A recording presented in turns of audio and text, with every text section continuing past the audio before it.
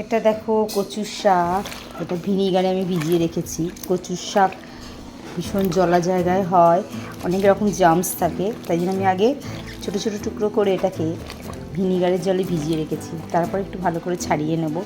তো বাজার থেকে ছাড়িয়ে দিয়েছে, বাট ওদের ছাড়ানোটা তো ঠিক মতো হয়নি, দেখতেই পাচ্ছ। এটাকে আমি তারপর 15 মিনিট ভিজিয়ে রেখেছি, 15-20 মিনিট ভিজিয়ে রেখেছি। এবার এটাকে আমি ছাড়িয়ে নেব। এবার এটাকে সেদ্ধ বসিয়ে দিলাম ধুয়ে। কচু সেদ্ধ হয়ে গেছে, কড়াতে সর্ষের তেল দিয়ে দিয়েছে। এবার মৌরি দিয়ে দিচ্ছি। এবার তেজপাতা, শুকনো লঙ্কা এবার ফোড়ন দিয়ে দিলাম। দেখো, প্রথমে মৌরি, তারপরে তেজপাতা ও শুকনো লঙ্কা ফোড়ন দিয়ে এবার সেদ্ধ করা কচু শাকটার মধ্যে ঢেলে দেবো। এটা দিয়ে দিচ্ছি।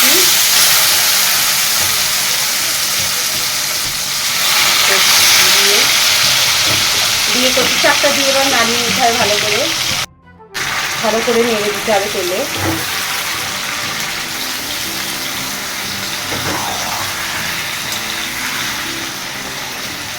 এর মধ্যে এবার ছোলা দিয়ে দিচ্ছি। এটা আগের দিন রাত্রে ভিজানো ছিল, ছোলাটা দিয়ে দিচ্ছি, ভালো করে মিশিয়ে নেবো ছোলা দিয়ে।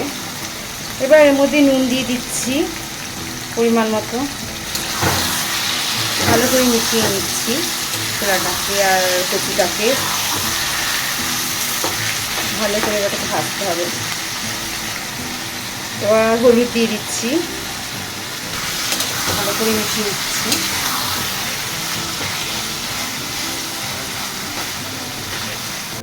এবার এর মধ্যে নারকেল কোড়া দিয়ে দিচ্ছি, নারকেল কোড়া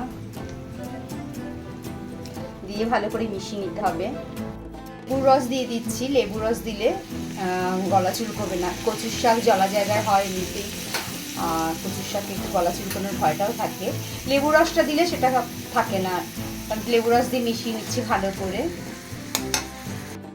একটু আখের গুড় আমার কাছে ছিল, আমি দিয়ে নিচ্ছি। যারা গুড় থাকবে না চিনি দিতে পারো, কোনো অসুবিধা নেই। ভালো করে মিশিয়ে নিচ্ছি আখের গুড়টা দিয়ে, মিষ্টি লাগবে। এরকম হবে, বুঝতে পারছো, গরম